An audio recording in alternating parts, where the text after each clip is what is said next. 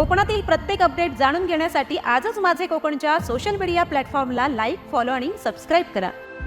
चिपळूण शहराजवळील मुंबई गोवा महामार्गावर सोमवारी रात्री 9:15च्या सुमारास एक भीषण रस्ता अपघात घडला।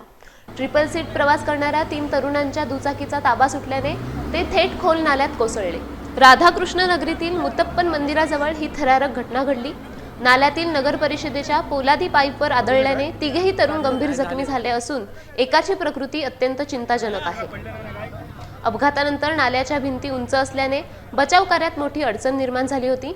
मात्र स्थानिक नागरिक आणि सामाजिक कार्यकर्ते प्रकाश पवार यांनी प्रसंगावधान राखत महामार्गावरून जाणारी एक क्रेन तात्काळ थांबवली। क्रेनच्या साहाय्याने या तिन्ही जखमी तरुणांना सुरक्षितरित्या बाहेर काढून उपचारासाठी जवळच्या रुग्णालयात दाखल करण्यात आले। या यशस्वी बचाव कार्यामुळे तरुणांना वेळेत मदत मिळाली।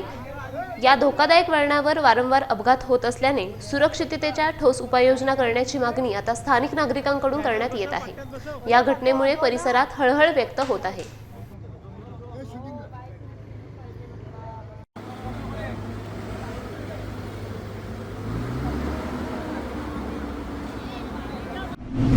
कोकणातील प्रत्येक अपडेट जाणून घेण्यासाठी आजच माझे कोकणच्या सोशल मीडिया प्लॅटफॉर्मला लाईक, फॉलो आणि सबस्क्राईब करा।